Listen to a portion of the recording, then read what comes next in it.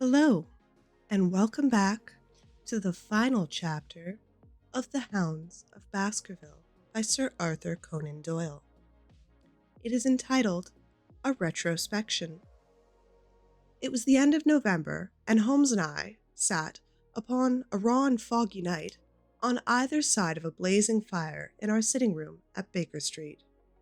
Since the tragic upshot of our visit to Devonshire, he had been engaged in two affairs of the utmost importance.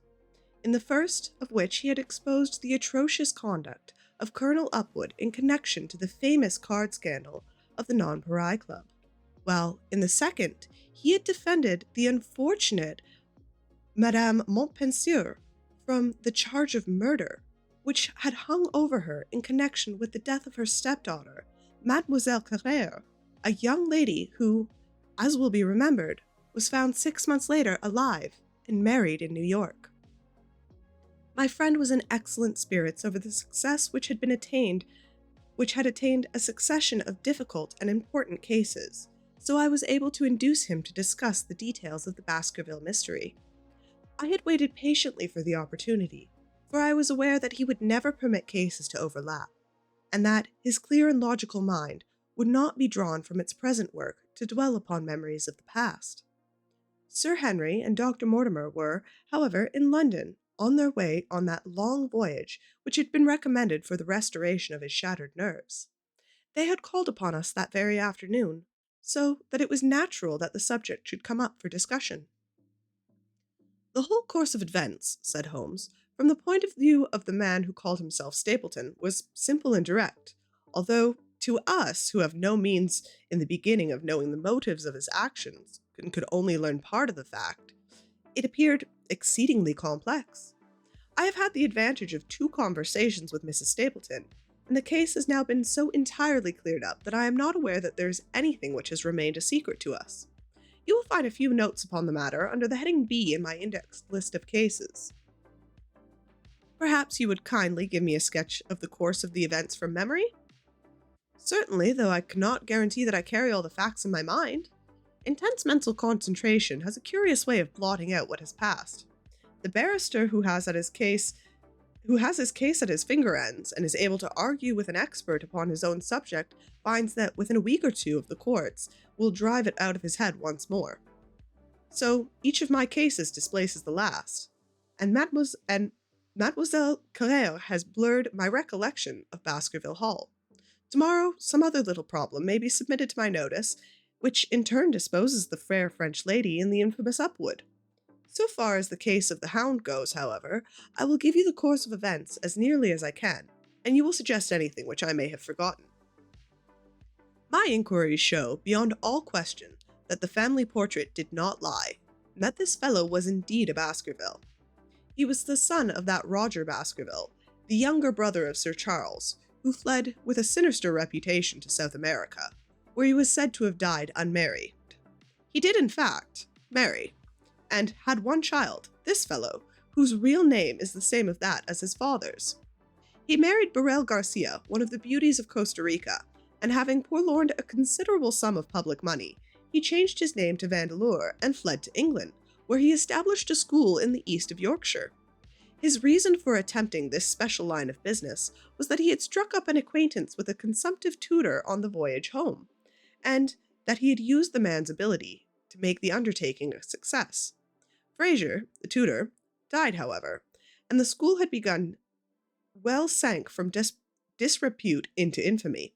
The Vandeleurs found it convenient to change their name to Stapleton, and brought the remains of his fortune, his schemes for the future, and his taste for entomology to the south of England.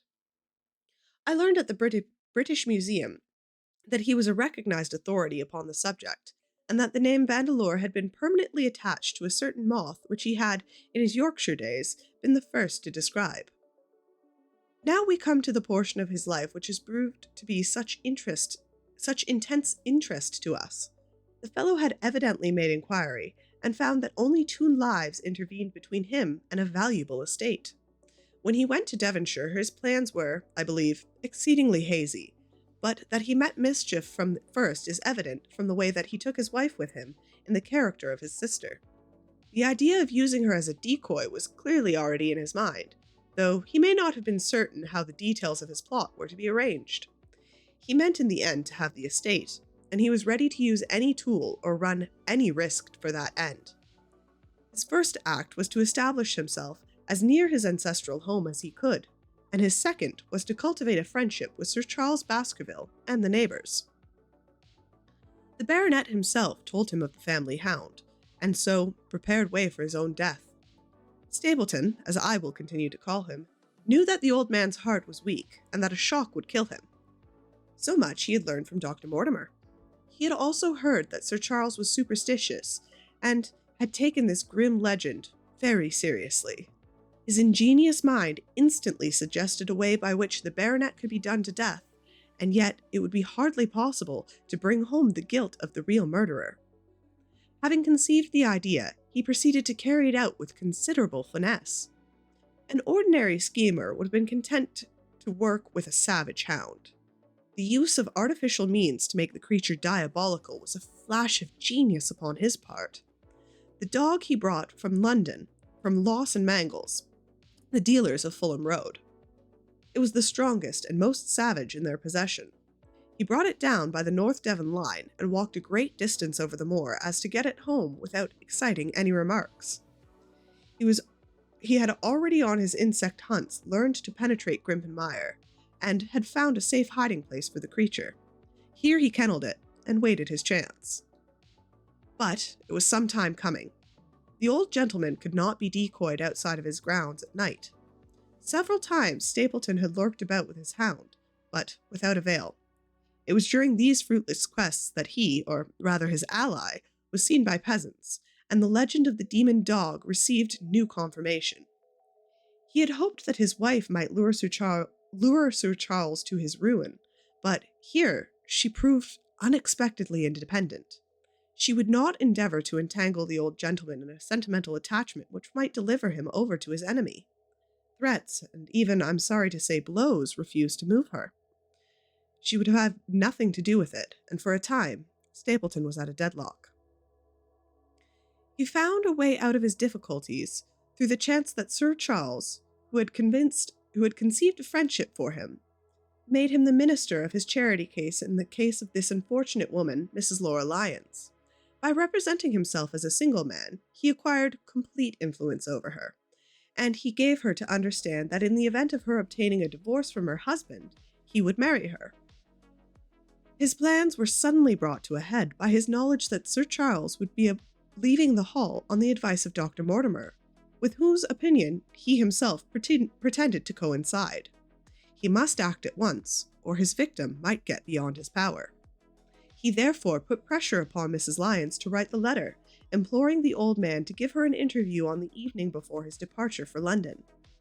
He then, by specious argument, prevented her from going, and so had the chance for which he had waited.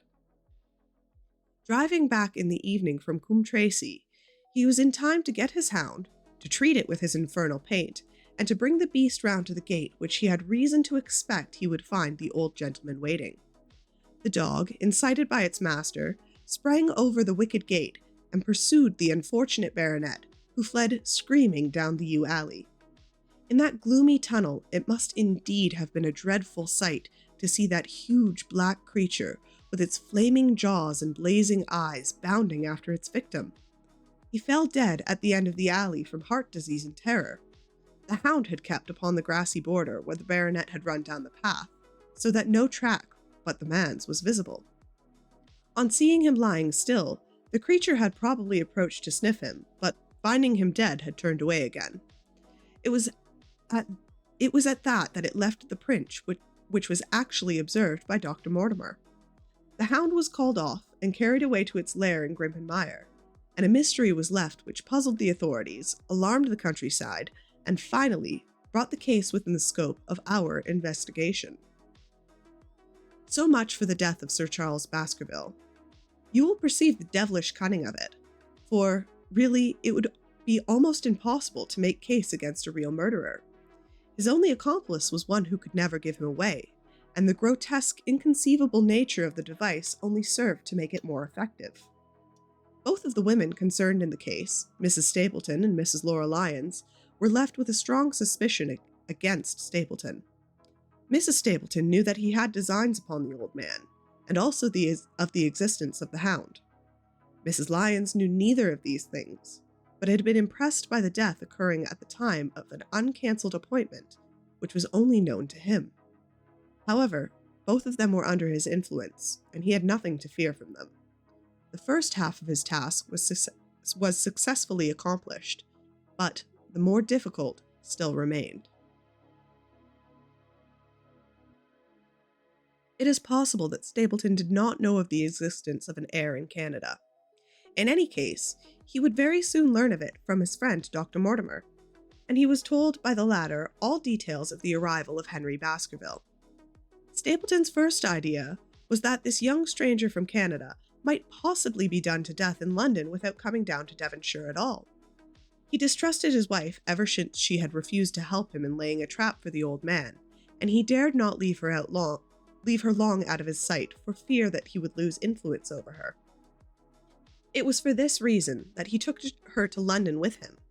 They lodged, I find, at the Mexborough Private Hotel on Craven Street, which was actually one of those called upon by my agent in search of evidence.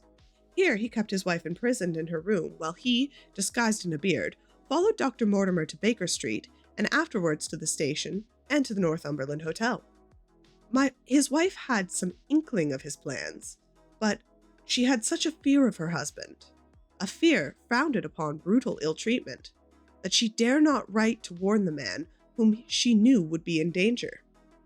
If the letter should fall into Stapleton's hands, her own life would not be safe.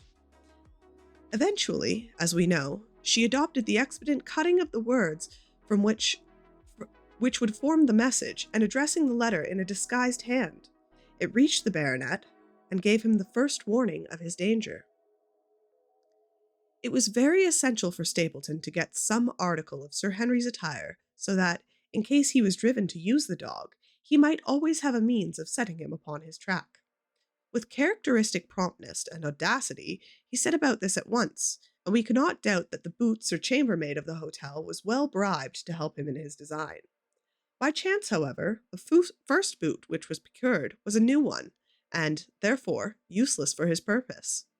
He then had it returned and obtained another, a most instructive incident, since it proved conclusively to my mind that we were dealing with a real hound, as no other supposition could explain this anxiety to obtain an old boot and this indifference to a new one.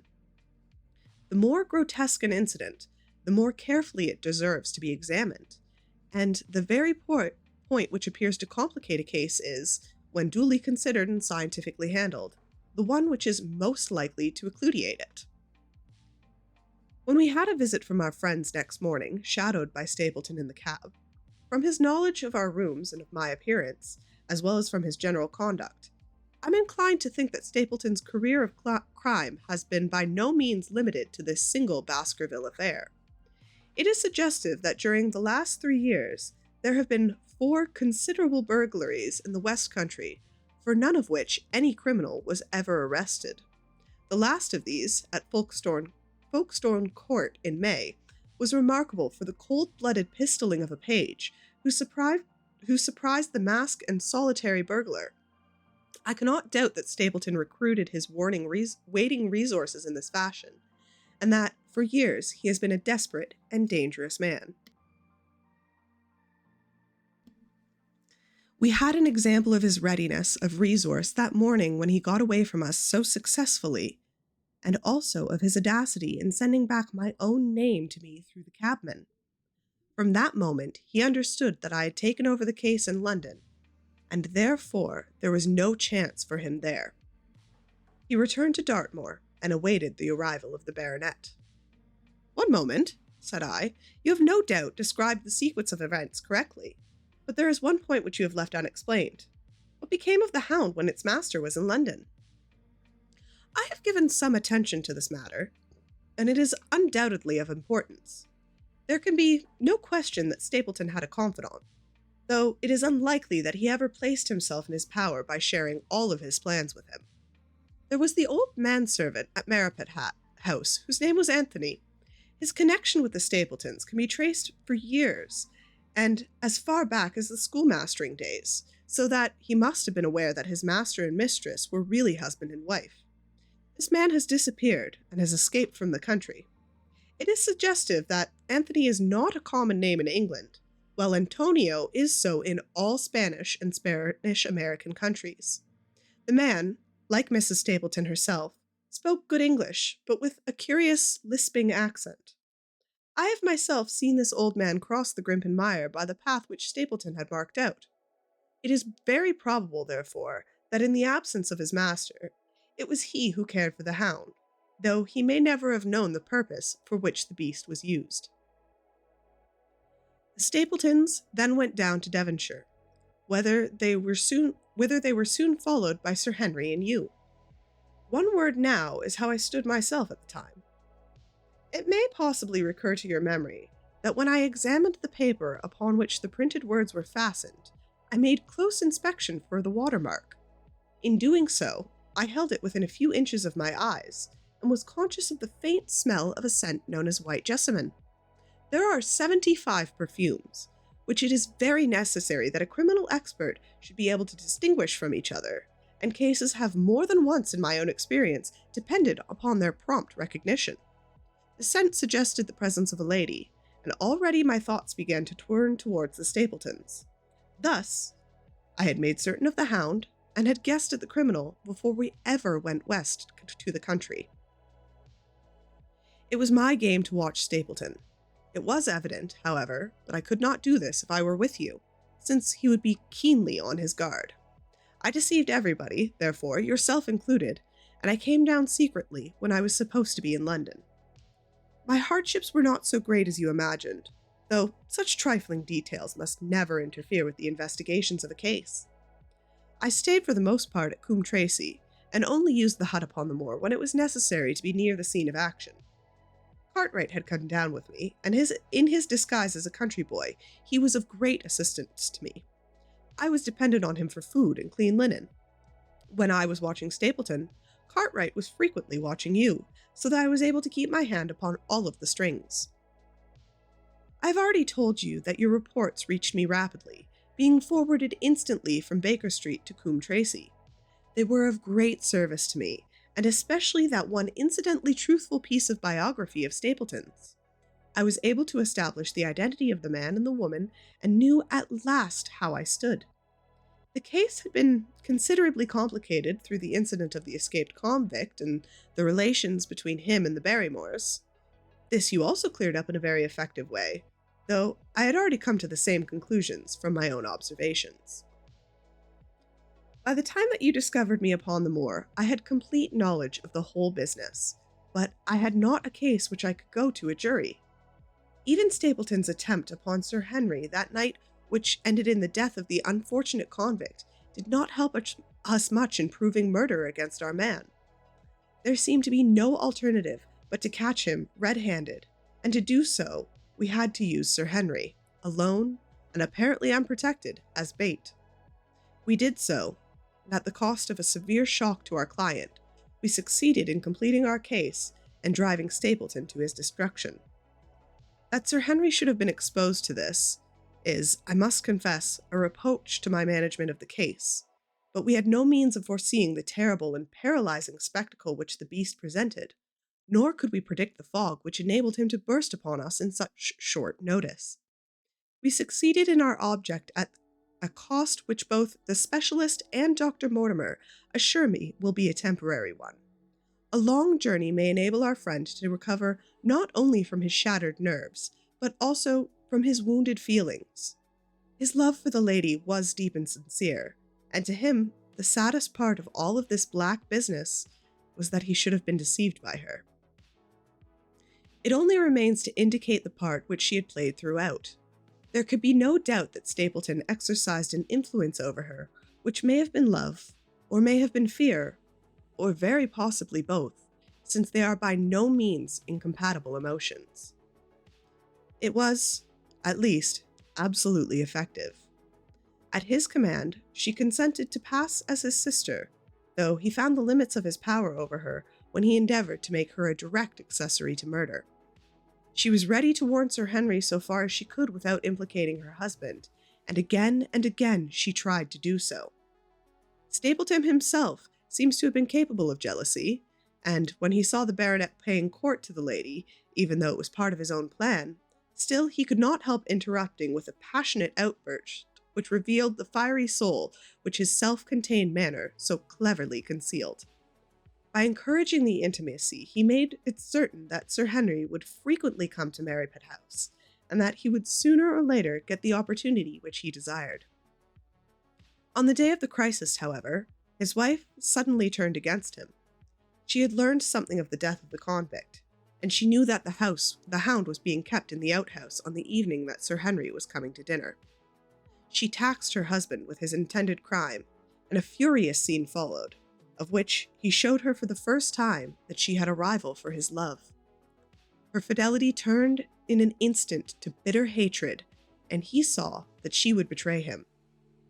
He tied her up, therefore, that she might have no chance of warning Sir Henry, and he hoped, no doubt, that when the whole countryside put down the baronet's death to the curse of the family, as they certainly would do, he could win back his wife to accept an accomplished fact and to keep silent upon what she knew. In this case, I fancy, that is where he made his miscalculation, and that, if we had not been there, his doom would nonetheless have been sealed. A woman of Spanish blood does not condone such an injury so lightly. And now, my dear Watson, without referring to my notes, I cannot give you a more detailed account of this curious case. I do not know anything essential that has been left unexplained. He could not hope to frighten Sir Henry to death, as he had done with the old uncle with this bogey hound. The beast was savage and half-starved. If its appearance did not frighten its victims to death, at least it would paralyze the resistance which might be offered.